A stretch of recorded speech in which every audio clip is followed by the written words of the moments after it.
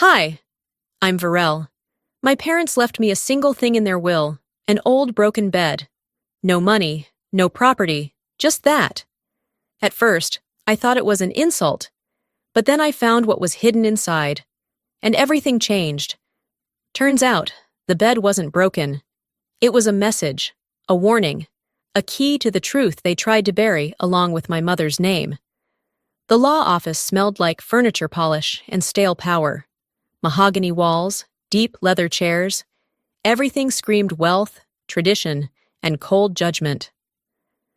I sat quietly in the corner, pretending not to notice the subtle glances, the shared smirks between old partners and firm assistants. But I noticed everything. I always did. Kaylin stood near the window, perfectly tailored suit, expensive shoes, and that smug little smirk that had followed him since high school. He looked like he already owned the place, and in many ways, he probably did. The estate, the business, the legacy, all of it. Me? I was the family footnote. Garrick Miles cleared his throat. "Thank you all for being here this morning," he began, his voice as crisp as his pinstriped suit. "This reading is, of course, in accordance with the last will and testament of Thorne Vexley." He didn't look at me. No one did. I stared at my hands. I could still hear my father's voice, always talking numbers and margins, and my mother's voice, softer, but never loud enough to matter. I never measured up, not to their standards. Not to Kaylin. The lawyer's words bled into one another until I heard my name. To Varel Vexley. Garrick paused, shifting awkwardly in his chair. "Our daughter, we leave the antique shaker bed currently stored in the attic." That was it. A bed. A busted, unused piece of furniture shoved into the dark corners of a house I wasn't even welcome in anymore. I blinked. "I'm sorry, what?" Garrick cleared his throat again. "The bed. Your mother, Elira, had expressed that it held personal value." Kaylin let out a low chuckle. "Guess someone's sleeping alone forever, huh?" Laughter rippled softly around the room, as if cruelty was some kind of sport. Garrick glanced at me, then away. His face flushed, but he said nothing. I didn't. I wouldn't. Not yet. After the reading, Kaylin caught me in the hallway. "Don't take it personally, sis," he said, clapping a hand on my shoulder like we were still in some childhood game. "Dad always said you had a knack for antiques. Guess he thought you'd appreciate junk." "Don't touch me," I muttered, stepping out from under his hand. He raised both eyebrows, feigning innocence. "Come on, you're still part of the family. Maybe we'll find you a spot at the foundation. Receptionist? Archivist? Something with less pressure." I walked away without another word. If I'd stayed, I might have screamed. By nightfall, I was back in my apartment. 2-bedroom, 3rd floor, nothing fancy but mine. The bed had already been delivered. It sat in the center of my living room, wrapped in moving blankets, looking even older than I remembered. Thick carved wood, worn varnish, cracked at the joints. A metaphor, maybe. I stood there staring at it for a long time. Then I noticed the markings. Not just scratches or time-worn dings. Symbols. Deliberate carvings etched under the headboard, shapes too regular to be random. I leaned in, running my fingers along one of the grooves. There was a knock at my window. My body froze. I turned slowly, heart slamming in my chest. Outside, parked across the street, a black SUV idled, engine humming low like a threat. I couldn't make out the driver, but the timing wasn't a coincidence. I walked to the window, pulled the blinds. My phone buzzed a moment later. Unknown number. "You don't know what you're sleeping on. Walk away." My stomach twisted. I tried calling back, straight to voicemail. I scrolled through my recent messages. Nothing from Kaylin, but I knew his games. This was his way of telling me to stay in my lane. A text from my neighbor popped up next. Jane, 2B. "Hey, just FYI. Think someone was trying your door earlier? Creep me out. Be safe." I checked the locks, all 3. Deadbolt, chain, slide bar. Then I pulled the blankets off the bed completely and dropped to the floor, inspecting the legs, the slats underneath. One of the supports didn't match. Lighter wood, poorly repaired, not my father's style, not my mother's either. I sat back on my heels, staring at the broken frame. This wasn't a keepsake, it was a message. They gave me a broken bed, but something about it didn't feel accidental. My mother never did anything without meaning. And my father? He never left anything unless it was worthless or dangerous.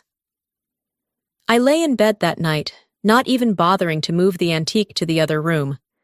I stared at it through the dark, heart pounding, every creak in the hallway turning my blood to ice. They thought they could humiliate me into silence, but they gave me something they were afraid of. I didn't sleep. I lay there on the couch, blanket draped across my legs, eyes fixed on that damn bed. The wood grain seemed to move in the dark, like something inside it was breathing. That SUV never came back, but I kept checking the window anyway. And the text. I couldn't get it out of my head. You don't know what you're sleeping on. Walk away. Walk away from what? I wasn't the paranoid type. I restored centuries-old tapestries for a living. Attention to detail was my job. And right now, my gut was telling me that bed wasn't just a slap in the face. It was a setup, a warning, or a clue. Kalen. It had to be him. He always played power games, but this felt different, calculated. Like he knew I'd find something, maybe hoped I'd miss it. That wasn't just a threat, it was a leash. And I don't do leashes. I sat up and turned on the lamp, its yellow glow spilling across the room. My tools were in the hallway closet. Dental picks, soft brushes, angled blades. I grabbed the smallest one and kneeled beside the bed. I ran my fingers along the frame again, this time slower. There, near the base of the headboard. A hairline seam, smooth and too perfect. You wouldn't notice unless you were looking for it. I pressed gently. Nothing. I angled the blade in and pried. A small click. I paused. My breath hitched, not in fear, but in anticipation.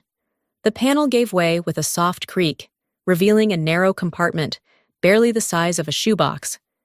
Inside, a tightly rolled bundle wrapped in parchment. I reached in carefully and pulled it out, heart pounding, not from fear now, but adrenaline. I unwrapped the parchment slowly, like I was peeling away years of lies. Inside were several folded sheets, diagrams drawn by hand, blueprints, or at least that was my first impression. But the lines weren't just mechanical, they were artistic. Curved symbols, patterns tucked into corners. It wasn't just engineering, it was coded. One slip of paper fluttered loose. At the bottom corner, 3 initials in ink, E.V., Elira Vexley. My mother. My throat tightened. For a moment, the room fell silent. I forgot about Kalen.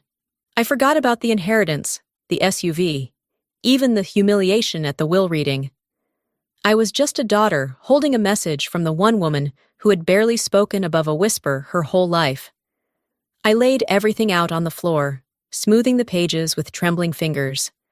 There were layers, designs of mechanical parts overlaid with symbols I hadn't seen since graduate school. Hidden geometry, optical illusions, stenography maybe. My mother hadn't just been collecting antiques. She'd been encoding something inside one. They thought it was junk, I whispered, but they never looked. She'd hidden it in plain sight, because she knew I'd understand it. Not Kalen, not Dad. Me. I kept studying, flipping through each sheet. One was labeled Sequence 1, and another, Anchor Points, but without a key, I couldn't interpret much. I'd need time, and quiet. My phone buzzed again. Kalen. Let it go, Varel. You don't know what you're doing. I stared at the screen. Me. You're right. I don't. Not yet. I set the phone face down. They didn't expect me to find this. Maybe they didn't even know it was there. But something in my mother's silence, something in the way she watched me during those last few months, was starting to make sense. She'd been trying to say something, trying to pass something on. and I'd been too wrapped up in feeling forgotten to notice. Well, I noticed now. I turned over the largest blueprint again. In the bottom corner, barely visible unless you tilted the page toward the light, a line of cursive handwriting appeared. Only she will understand. I stared at it for a long moment, breath caught somewhere between awe and heartbreak. My mother had been speaking to me, I said out loud, and now I was listening. I didn't cry. I thought I should, but instead, I just sat there on the hardwood floor, blueprint spread across my knees, chest so tight it hurt to breathe. There were too many emotions, layered like the lines on that drawing. Grief, regret, a strange kind of wonder. Only she will understand. Those words weren't a riddle. They were a door. I folded the blueprint with care and placed it in a folder, then padded into the kitchen to make tea. My hands were shaking. The kettle hissed.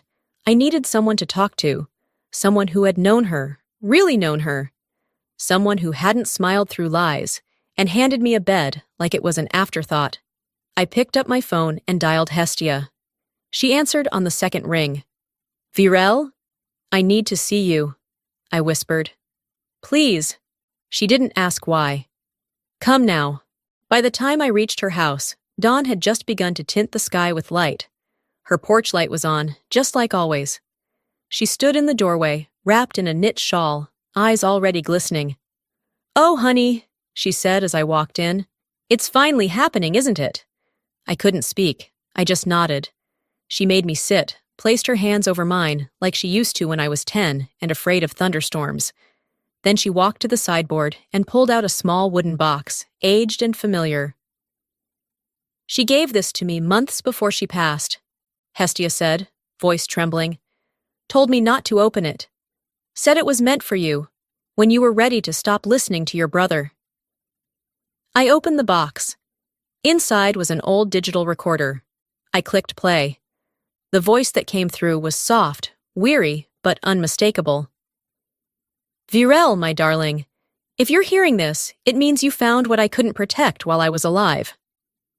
I pressed a hand to my mouth. "I tried, sweetheart. I fought for you. I even went to a lawyer to establish a trust, something that couldn't be touched. But your father, he found out. He called me unfit, said I was poisoning you with delusions. He threatened to take you away, said, if you make one more move, you'll never see her again." My chest ached. He made me small, Virel, in court, in front of our friends, even in front of you, and I let him, because I thought survival was quieter than war. The recording ended with a pause so long, I thought it was over. Then, barely a whisper. "But I've always believed in you. You see things no one else notices. And I prayed, every single day, that someday you'd stop believing them and start believing in yourself." I couldn't hold it anymore. The tears came silently, spilling down my cheeks as Hestia placed a tissue in my lap and said nothing. My mother had never been weak. She had been silenced. All those nights, I'd thought she was staring out the window in quiet defeat. She was planning, hiding, waiting.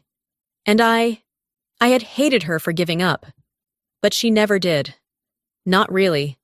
Hestia pulled me into a hug, and for the first time in years, I let myself be held like a child. "They never deserved her," I said against her shoulder. "No, they didn't," Hestia replied, but she made sure they'd never forget her. I left the house an hour later, sun fully risen, birds beginning their endless chatter across the Providence rooftops. I felt heavier than before, but also somehow steadier. As I pulled into my apartment parking lot, a black envelope sat tucked beneath my windshield wiper. Inside, a single line scrawled in block letters. "You're walking into something you don't understand. Turn back." I looked up, scanning the quiet street. Then I laughed. "Quiet, bitter, final. They keep warning me," I muttered, "but the only thing I don't understand is how they thought I'd stay quiet." 2 days passed. I barely left the apartment except to pick up supplies. Extra batteries, a burner phone, tools from my studio. I kept the blinds shut. Slept during daylight. drank black coffee at midnight. I didn't feel paranoid. I felt prepared. The symbols on the blueprint weren't just decorative. They were directional, coordinates embedded in overlapping angles. Once aligned, they pointed to a spot just outside the city. A place I didn't remember. A place my father wouldn't want on paper. I drove alone, headlights cutting through the dark stretch of road like a blade. My GPS kept glitching. Once, the screen blinked black for 5 seconds before returning to life. It didn't matter. I was already close. The warehouse looked abandoned. Cracked windows.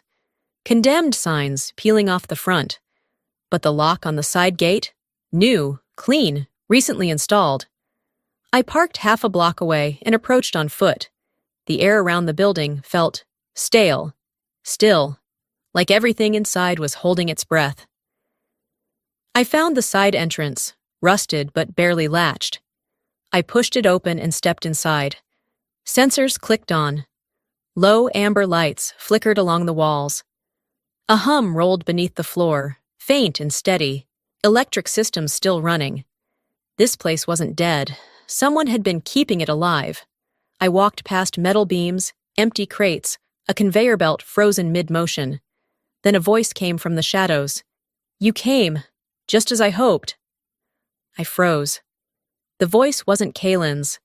A figure stepped forward, and my world tilted. It was him, Thorn Vexley, alive. I stumbled back a step, grabbing the nearest support beam. He looked exactly as I remembered. Same broad shoulders, same calculating eyes, but thinner, paler, like someone who had traded sunlight for control.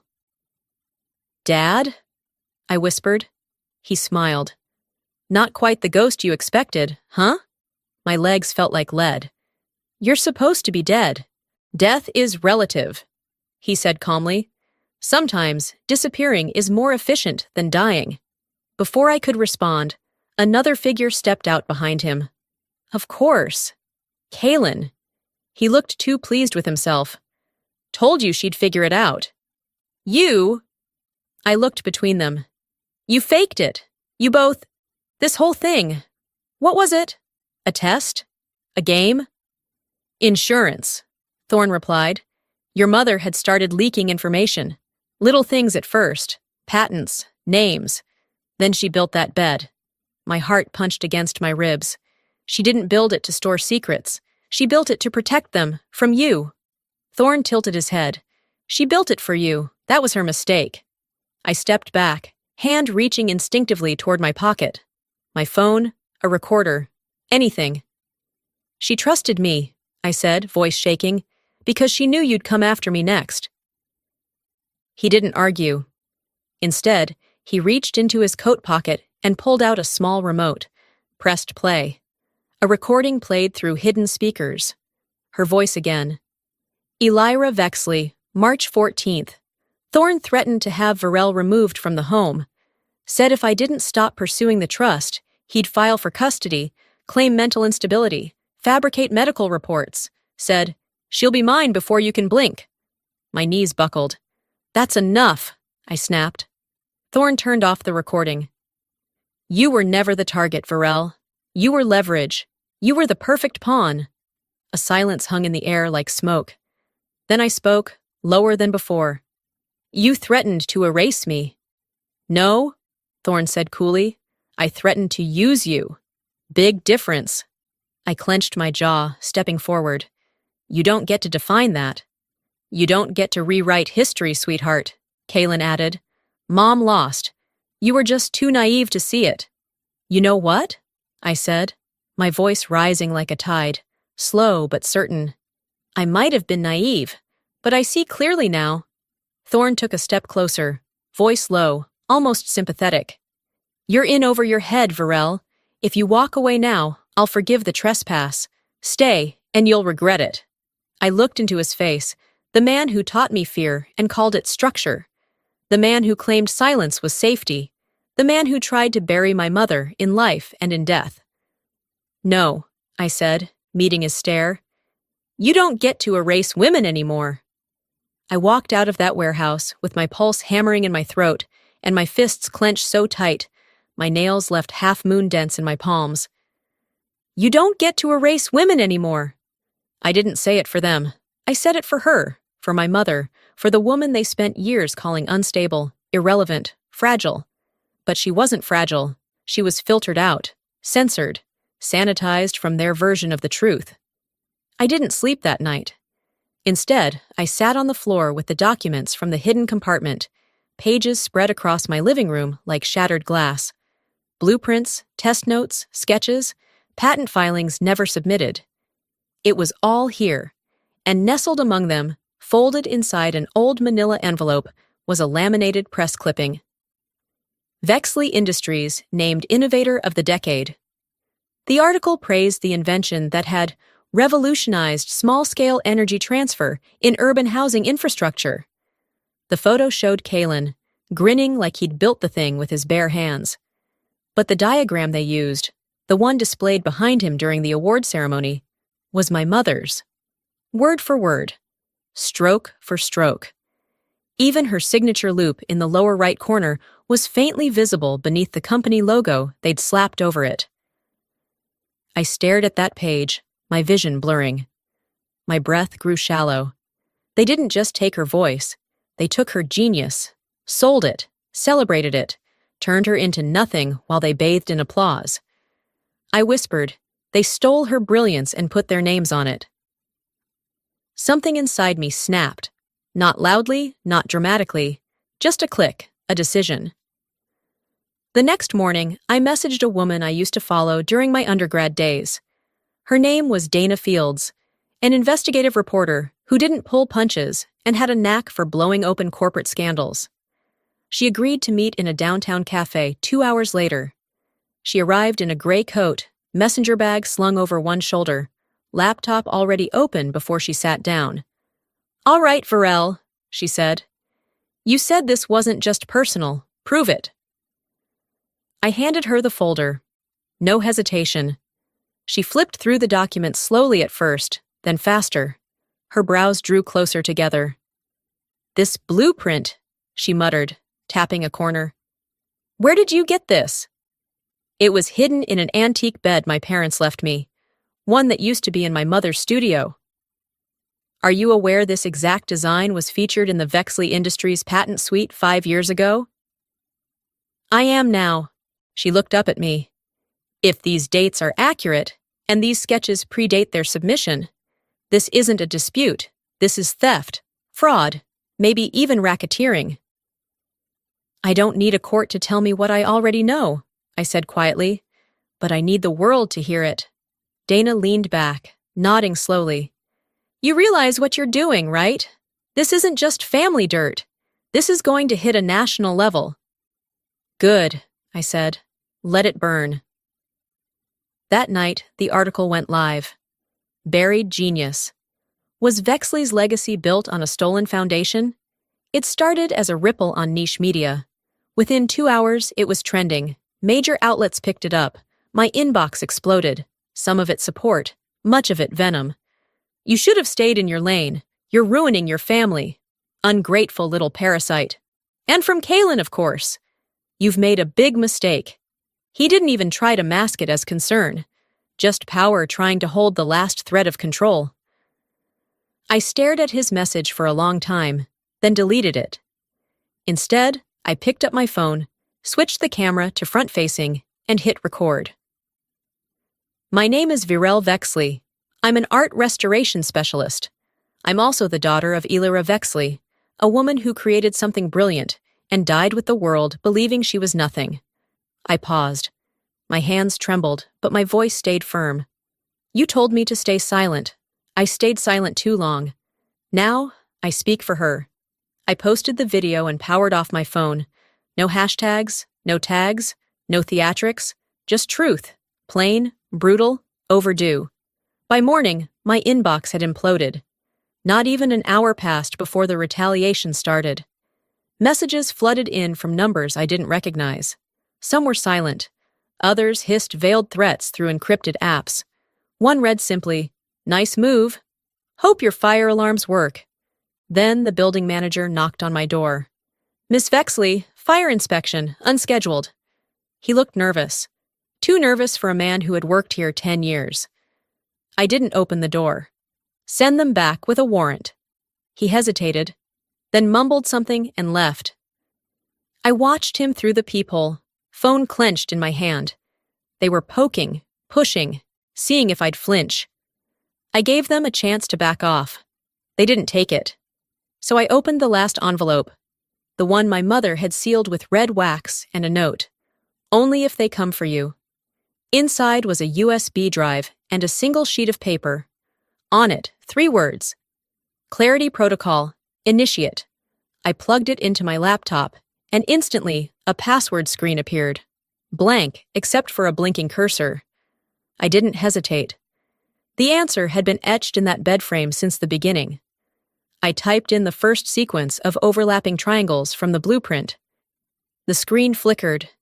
Then her voice filled the room again. If you're seeing this, they came for you too.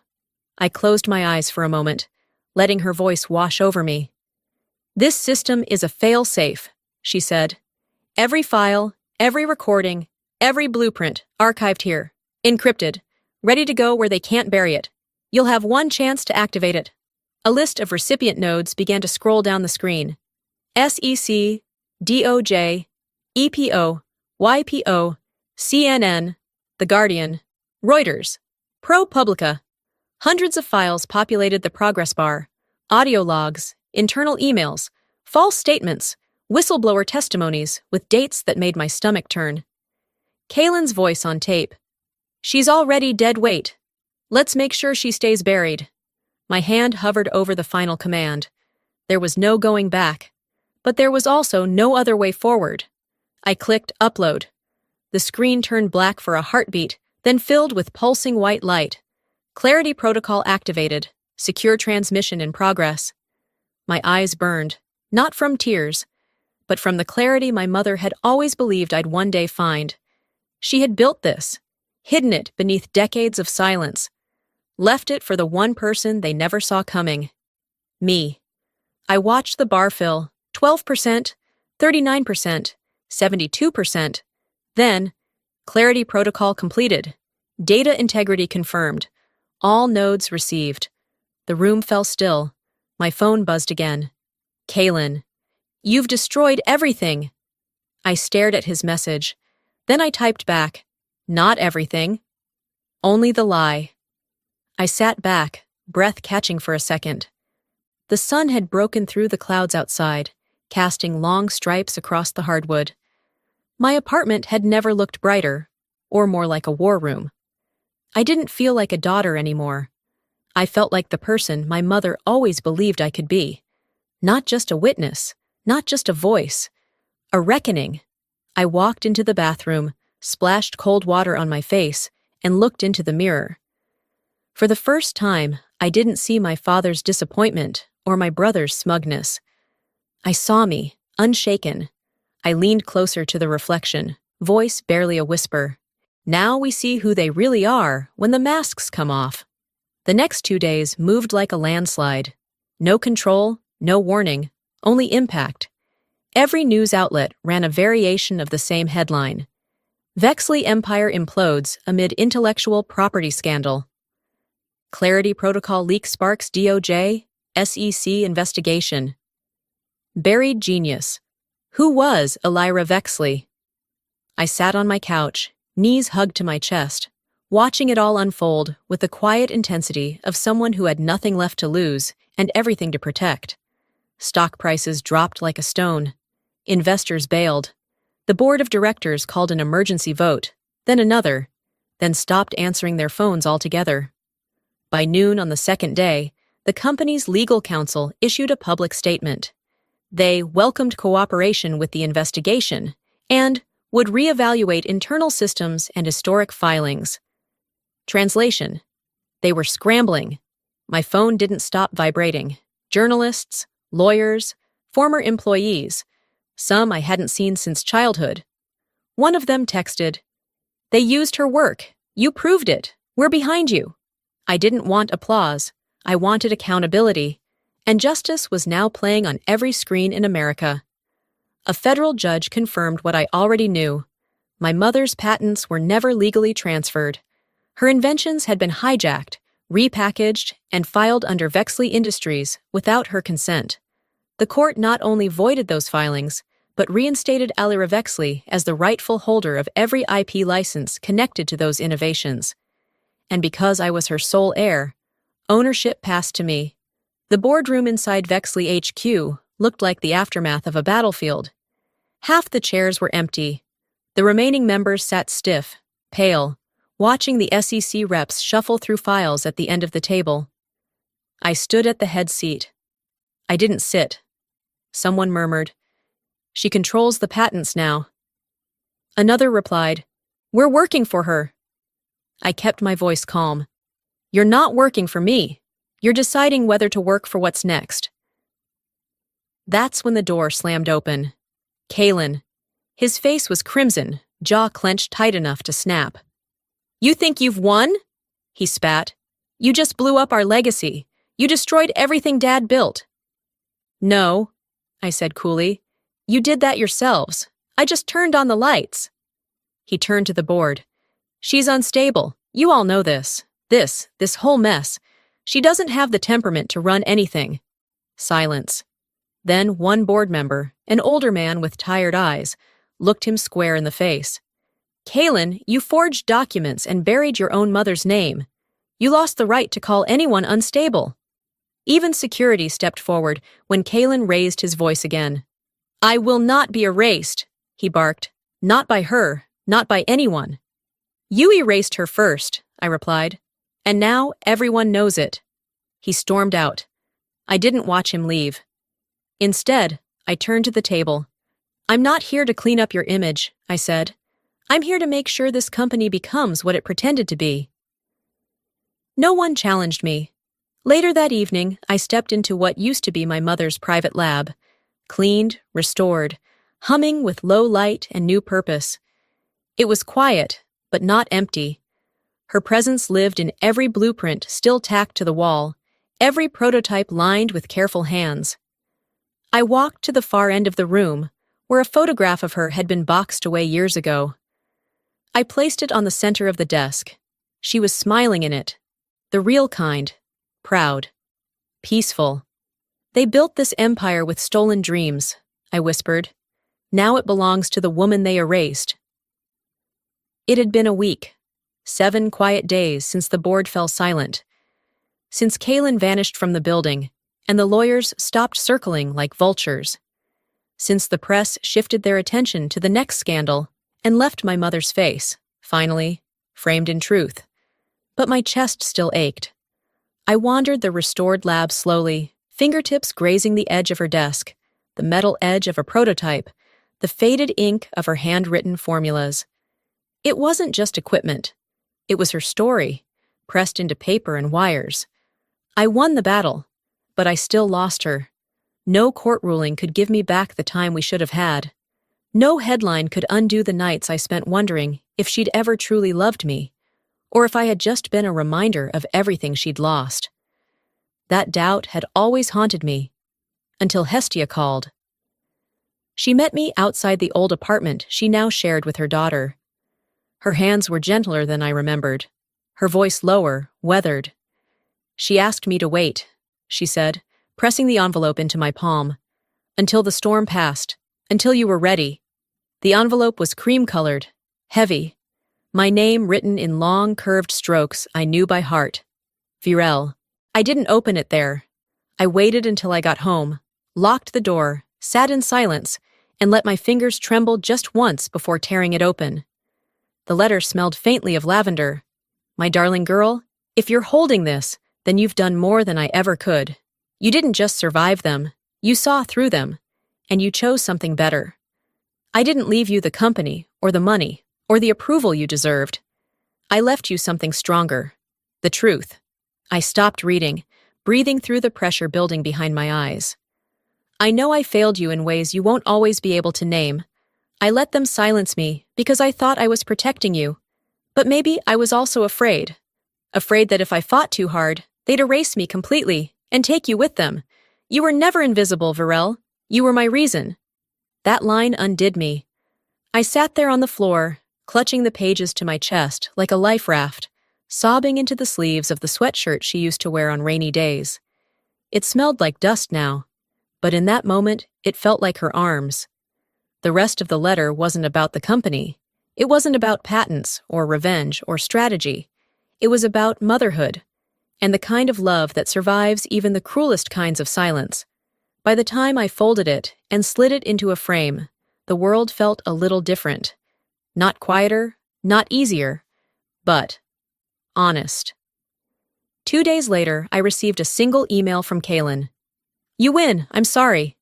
No signature, no attachments, no blame. I didn't reply. Instead, I submitted paperwork to create the Elira Vexley Foundation, a memorial scholarship for women in invention and design. Full ride. No legacy names required. I gave the antique bed to the museum we launched with it. Visitors walk past it now, not as a symbol of rejection, but as the blueprint of a truth that outlived its burial. In my new office, formerly hers, I kept it simple. White walls, her painting, my tools, and her letter sitting framed beside my monitor. Not hidden anymore. Not encrypted. That night, after locking up, I turned off the lights, letting the skyline bathe the room in amber. I stared out across Providence and whispered to the dark, "You gave me a broken bed, but it held the blueprint to everything I needed to become." 2 months passed. The building didn't look the same anymore. It didn't feel the same either. Gone were the sharp edges, the sterile walls, the aura of dominance that used to hover like a shadow over Vexley Industries. Now, a new sign glinted in the morning sun. Aurora Innovations. In honor of Elira Vexley, whose light could not be silenced. I stood beside it as the plaque was unveiled, wind tugging at the hem of my blazer. Behind me, young inventors prepared their prototypes for the Foundation's first innovation fair. Nervous laughter bubbled up as they adjusted displays, tested code, rewired circuits. You could feel it in the air, energy without fear. I closed my eyes for a moment and imagined her standing beside me, arms crossed, chin tilted, that small, proud smile she used to wear when no one was watching. She would have liked this. Not the sign or the building or the name, the purpose. Later that afternoon, Hestia knocked gently on my office door. "You've got something," she said, holding out a cream-colored envelope. It had no return address, no postage, just my name in handwriting that once filled the margins of my childhood notebooks. Varel. I opened it carefully. The letter inside wasn't long. It was from Kaylin, not typed, written. That alone surprised me. "I assume you've won, or are close enough it doesn't matter. I've had time to think. Not that it's helped much. You always wanted answers. I don't have any. I just keep wondering, do you really think she'd be proud of you doing all of this? Without me?" That question sat with me longer than I expected. I didn't hate him, not anymore. Hatred took energy, and mine was going somewhere better now. I folded the letter once, twice, then slid it into the drawer beside my mother's final words. He wasn't owed a reply, but he was owed the truth. The same truth he ran from. She wouldn't have been proud of me because I did it alone. She'd have been proud despite it. The real inheritance was never the company. It was never the power. It was seeing what she saw all along. I walked down the hall into the newly opened East Wing, now a gallery of restored blueprints and preserved designs. At the end of the room, in a quiet glass case under soft light, sat the bed. Polished, reassembled. Its secret panel opened just enough to reveal the blueprint tucked inside. Some visitors saw it and smiled. Others whispered, confused. One teenager pointed and said, "That's where it started." They weren't wrong. I stepped closer and read the etched plaque, the bed that carried a legacy. For a moment, I rested my hand on the glass. A goodbye. A beginning. That night, I sat by my apartment window, writing in a new journal, the kind with thick pages and no lines, just space for whatever needed to come out. They left me nothing. But somehow, it became everything. The broken bed, the buried blueprints, the truth they tried to hide. Success built on lies will always collapse. But truth? That will outlive us all. I closed the journal and looked out at the city. No fireworks. No headlines screaming my name anymore. Just quiet. And for the first time in years, I welcomed it. Sometimes what you inherit isn't money. It isn't a house, a name, or even the approval you spent a lifetime chasing. Sometimes what you inherit is a mess. A secret. A wound that no one warned you about. But I've learned that even a broken inheritance can become something powerful if you choose to rebuild it with truth. My story started with humiliation, a single splintered bed frame. But in the end, it gave me everything. The truth about who my mother was, the strength I didn't know I had, and the chance to rewrite what legacy really means. So let me ask you something. What are you carrying that might look like a burden, but could be hiding something bigger? A story waiting to be heard. A voice that's been silenced. A dream no one believed in. Yet. I hope my journey reminds you that your worth isn't defined by what others give you, but by what you choose to create from it. If this story reached something in your heart today, leave a comment with a 1, or let me know where you're watching from. I'd love to hear your story too, and if it didn't land for you, I'd still love to know why. This space is for all of us. And hey, if you're still watching, hit that subscribe button so you don't miss the next story.